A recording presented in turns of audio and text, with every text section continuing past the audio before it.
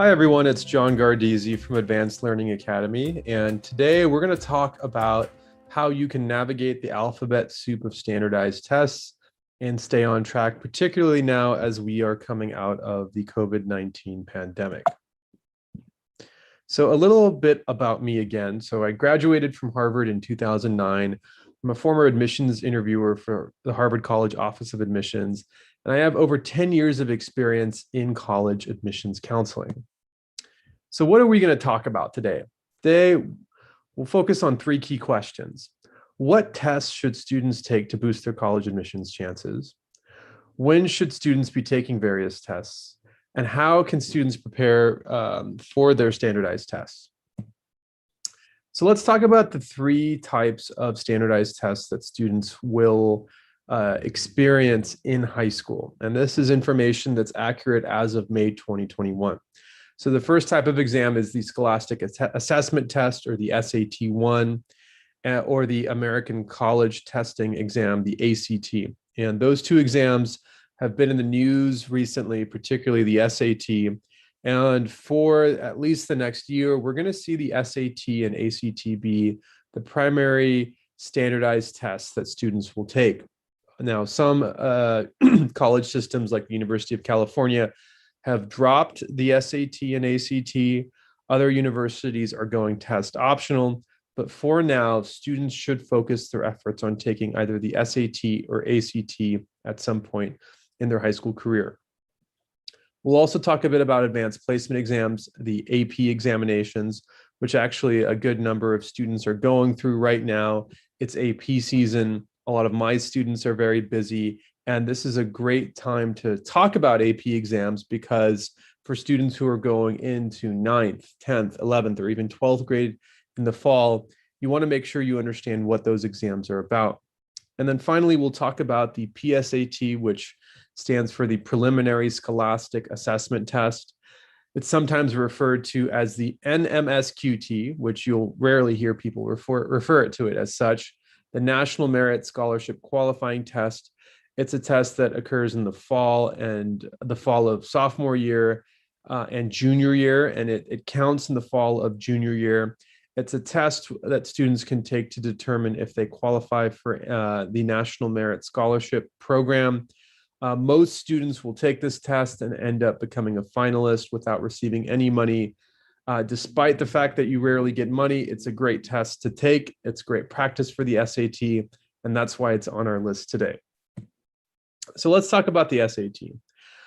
It's the most commonly used test for college admissions, and it's taken in either junior or senior year by most kids. And the recommended timeline for taking this test is August before 11th grade, March of 11th grade, and then August before senior year. Now, you may ask, why should students follow this timeline?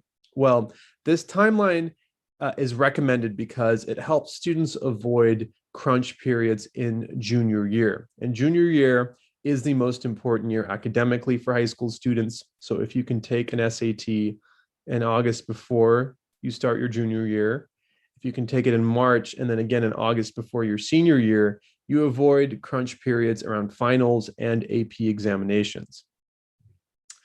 You can use the SAT-1 predicted score or your real score to ascertain your chances of admission if you combine it with your GPA. So it's a rough guide. It's not a perfect guide. There are lots of other things that, of course, go into your likelihood of admission to a top school, but certainly the SAT-1 score is one key metric. Now, in terms of the sections, there's a reading section, a writing section, and then you have two math sections. One is no calculator, and the other, you can use a calculator. And then you've got an optional essay section. Now, I want to make a quick correction. After June, there will be no essay section on the SAT. So don't worry about the essay. In terms of the scoring, there is going to be a math and a verbal component moving forward only, no essay score. And the math is out of 800 and the verbal is out of 800 as well. Typically, the test takes about 4.5 hours in length, with all the sections and the breaks involved. And there are typically test dates available year round. This past spring, and even, since really realistically, since March of 2020, students have struggled to find testing dates available, testing sessions available, I should say. And so what's critical is that as you're going into the fall of 2021, and let's say you're looking to take an SAT, that you book the first available space that comes up, because there are going to be lots of students who want to sit for the SAT in the fall. And given that, folks have not been able to take an SAT in person for quite some time, you want to plan ahead. Now, let's talk a bit about the ACT. So this is an alternative to the SAT-1, and the recommended timeline is similar to the SAT. And you can also use your ACT score along with your GPA to have sort of a rough estimate of what your chances of admission are to different universities. So you've got an English section, a math section, a reading section, a science section, and then you also have a writing section, which is optional. So they've got an essay there. And the way that you're scored is it's out of 36. So you have a composite score out of 36. So English, math, reading, and science are individually scored out of 36, and then you receive an average score, which is your composite score. And then the writing section is out of 12, and that's where they're evaluating your essay writing skills. It's about 3.5 hours in length with all the sections included, as well as the breaks, and test dates are available year-round. So I want to compare these two tests because oftentimes I get the question, what test should I take, John? Should I take the SAT? Should I take the ACT? And so here are some things to consider when you're making your determination. With the SAT, you've got more time per question with a smaller range of topics, whereas with the ACT, you've got less time per question with a wider range of topics. So the SAT overall takes longer, but you've got more time per question. With the ACT, if you feel like you've got a shorter attention span and you want to, burn through a bunch of sections more quickly, then the ACT might be a better fit. In terms of math, the SAT is more focused on algebra. On the ACT, the math section has more geometry and trigonometry. So that's something to consider. The SAT also has no calculator math section. So if you don't feel comfortable with geometry or trigonometry, and you really, so if you don't feel comfortable with those subjects, the SAT might be better. If you feel like you really need a calculator and you think that your algebra skills are a bit weaker, then the ACT would be better for you. The ACT has a science section that requires interpreting data and trends. So you certainly may want to consider that if that's something that you think you're good at. In terms of the SAT, it's easy for the reading section, at least, it's easier to find answers to questions because typically the answers to the questions come in the order you read them in the passage. Now with the ACT on the reading section, the questions are randomly ordered. So this gives you an outline of the pros and cons of each test. And it really comes down to making a decision that's best for you. I highly recommend, if you're uncertain about which test to take, go and grab a diagnostic test. You can find them online for free at Khan Academy. You can find them online for free at the ACT website, and take a practice test in testing conditions. Turn off your phone, sit in your room, put a do not disturb sign on your room door, and take the test and see how you do. Now, we talked a bit about, when you should take the SAT or ACT. Realistically, most students need to take these tests in junior year because they need Algebra 2, and their reading and writing skills, become stronger over time. So as I mentioned before, August, March, August before junior year, March of junior year, and August before senior year. That's the timeline it's recommended for students to follow when taking the SAT or ACT. The recommended maximum number of times you should be taking either test is 3. Universities these days, work on an honor system. So you self-report all of your scores, And when time comes to accept an offer of admission, you'll have to order score reports. And so you'll need to report all of your testings, and you'll want to be showing that you can do the SAT or ACT well within 3 tries. If you're an early applicant, so you're doing early action, early decision, or you're applying for a public university, you need to finish by November 1st of 12th grade. EA and ED deadlines are typically November 1st, and then public university deadlines are November 30th or 12/1. So by November, you really want to wrap up your SAT or ACT. And if you're a regular applicant, a regular decision applicant, for most schools, you'll need to finish by December of your 12th grade year. Now, how can you prepare for the SAT or ACT? Ignore the part about subject tests because we won't be talking about them anymore. They're gone. So you can do private tutoring. So certainly a lot of folks get tutoring from a local tutor. They go on to Wyzant. There's a test prep company in their area, and so they do private tutoring. That's one approach. There's also self-study. So you could, use Khan Academy. You could buy a test prep book from Barron's or Princeton Review or Kaplan. And self-study is also a good approach. I found that between private tutoring and self-study, private tutoring is a little more effective because you have someone to keep you accountable. So having a tutor is great, from an accountability standpoint. And also you've got someone who can answer questions. And so it's really great to have that type of a resource. There are a lot of test prep courses out there. So certainly you can take an organized class for the SAT or ACT. But more than anything, in my over 18 years of teaching the test, practice and practice are what it takes to really succeed on the exam. So that's how you can prepare for these tests. And certainly if you need test prep help or advice, I'm happy to answer any questions in terms of different resources that are out there. But these are typically the 3 main ways that students prepare for the SAT or ACT.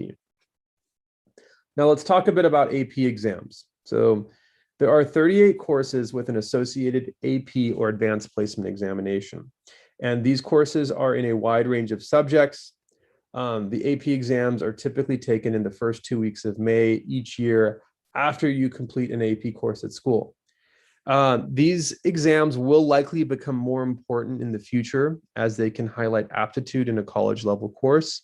Many universities will take either at least a passing score as basically an indicator that you can skip an introductory level college course. And applicants for top schools are typically going to be taking at least 5 exams by the start of senior year. They'll usually have taken 5 exams by the start of senior year. And so even in senior year, they may top applicants will have 4 to 6 AP courses. In terms of scoring, the AP exams are scored out of 5, and scores of 3 or higher, as I mentioned, typically help students skip out of courses at some schools. So something to keep in mind is that the AP courses, typically you don't need outside prep. If you've got a great teacher, if you buy a prep book, you can usually self-study for the examinations. And so here are the different AP exams that are offered. So you can see that you've got, math, science, English, foreign languages covered. You've got a good number of art-related AP courses. You've got some history courses. You've got AP research, AP seminar, and these courses are great for students who are looking to become, long-term academics. So you've got a wide range of courses, and working with a college admissions counselor as you plot out your 4 years of high school, be strategic about what AP exams you're going to take and when you're going to take them. So, I talked a bit about self-studying for the AP exams. So typically when students are preparing for AP exams, they're reviewing notes and old test questions at least 2 months in advance of the test. They're attending review sessions with teachers. They may be organizing study groups with peers. And one way you know whether or not it's worth taking the AP course for a particular subject at your school is whether or not your teacher for that subject, for that exam, I should say, is good at organizing review sessions. I can't tell you how many students go into May and are really scared because their teacher hasn't prepared them for the AP exam. And so make sure that you attend those review sessions and be willing to organize study groups with peers.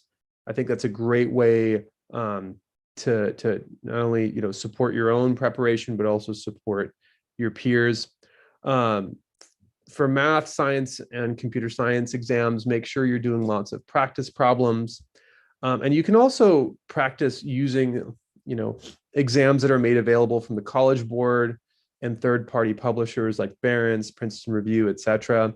The College Board actually releases past AP exams every year. And so you can go to the College Board website and, search, AP Calc AB, AP Physics 1, AP European History, and you can see actual questions that were posed to students in previous years. So go online, do your research, and use what you find to prepare for the exams.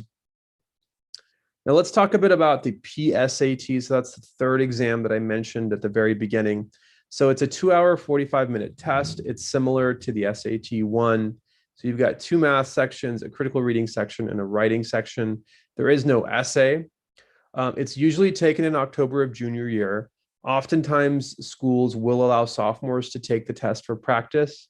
And preparing for the SAT exam helps you prepare for the PSAT. So if you're thinking about what you may want to do this summer or in subsequent summers, if you spend time preparing for the SAT 1, that preparation will help you with the PSAT exam as well. And so in terms of scoring, it's out of 1520.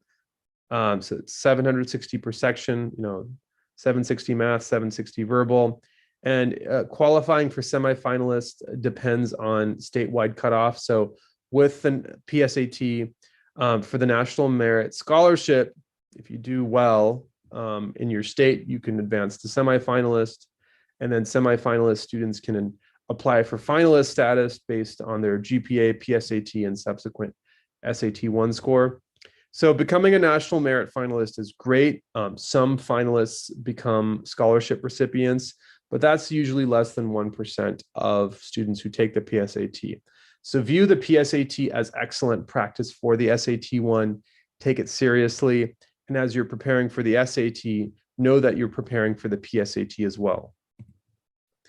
And so here are some practical tips, for preparing for these exams. I mentioned earlier that I got a perfect score on my SAT 1. And I spent a great deal of time in middle school and high school doing standardized test prep. So if you can, prepare early. So 7th grade and on is a great time to start preparing for the SAT 1 and PSAT. Work with a counselor to create a testing plan from 9th to 12th grade and think about each year, what types of tests are you going to be taking? When are you going to be taking them? And of course, as you're going through your high school career, you want to make sure you're taking more challenging exams. Consider any university and program specific requirements to figure out which AP and SAT subject tests you want to take. I should say which AP tests you want to take. And then try to simulate the testing environment and timeline when you're practicing for exams. So, one of the big mistakes that students make is that they're doing their SAT practice tests or prepping for their AP exams, but they've got their laptops on or they're talking to friends or family members. So really work hard on simulating an actual testing environment where you are. So now I want to take some time and answer any questions. I think we may have some questions. Jesse, anything coming through that you think might be interesting?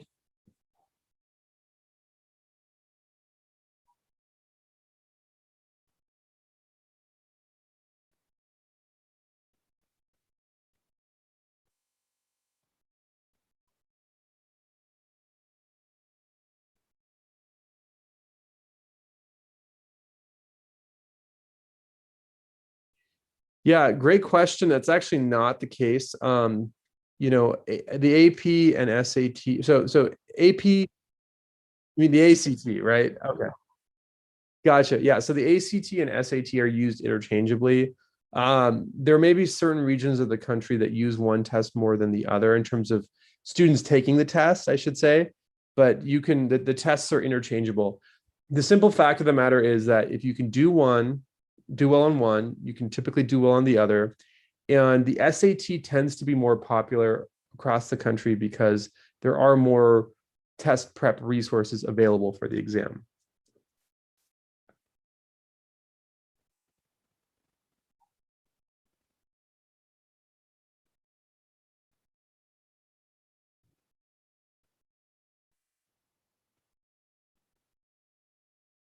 Yeah, absolutely. So I would start taking AP courses in 10th grade. A lot of schools actually won't allow students to take AP courses in ninth grade for very understandable reasons. The AP courses are quite challenging. So if you can start in 10th grade by taking one or two courses and then ramping up, junior year, maybe going up to three or four. And then by the time you're a senior, the vast majority of your classes should be AP courses. So I think that's a trajectory that works well for a lot of students. And yeah, and ease your way in. And if you feel like there's a particular AP that's not going to work for you, like an AP physics or an AP computer science or even an AP art history, you don't have to take it.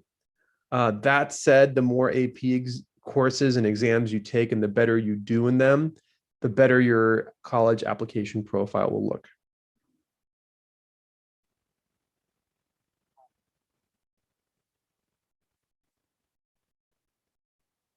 That's a great question. A lot of high schools are now offering dual enrollment. What that means is you can take a class at a local community college, you get a grade, and then it shows up on your transcript. In some instances, that community college course can count for credit when you actually go to college, but it really depends on the university. The AP courses and exams are more universally accepted so that if you get a 5 out of 5 on an AP exam, the odds are very likely that whatever university you go to will accept that score on the AP examination as equivalent to an introductory course in whatever subject, like computer science or psychology or world history, etc. So you can certainly take courses at a local college. A lot of school counselors are pushing that, but the reality is that the AP exam scores are more universally accepted by universities.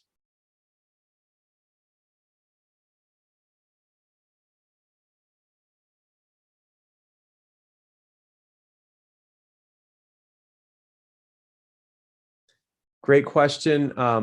With the SAT exam, you don't need to worry about the writing portion. There's no more essay Well, let me clarify. There's no essay section, but in the SAT exam, there is a writing section which tests you on writing conventions, and you do have to take that multiple choice section. So that's something to consider. So the ACT, they do have an essay. It's optional. I would take the ACT essay if you can. So whatever is being offered at the time, it's expected that you take it, whether it's optional or not. With the SAT, as I mentioned before, there is no more essay section anyway, so you don't have to worry about it.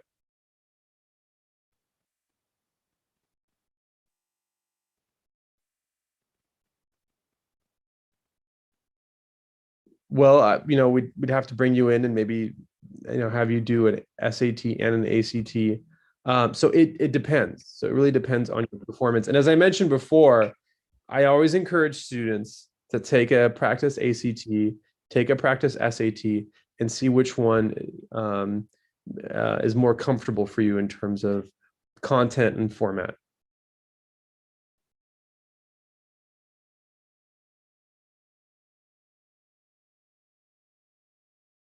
Okay. Those were some great questions. And I want to say thank you again to all of our viewers. We're going to put this up on LinkedIn and YouTube and Facebook. Really appreciate all of the time. that you're taking out of your day to watch this broadcast. And if you're interested in learning more about our services, please feel free to contact us through our website. We're available here as a resource for you. And for those of you that are wrapping up, finals and AP exams, I wish you all the best. And I look forward to being in touch next week as we continue our webinar series. Thank you.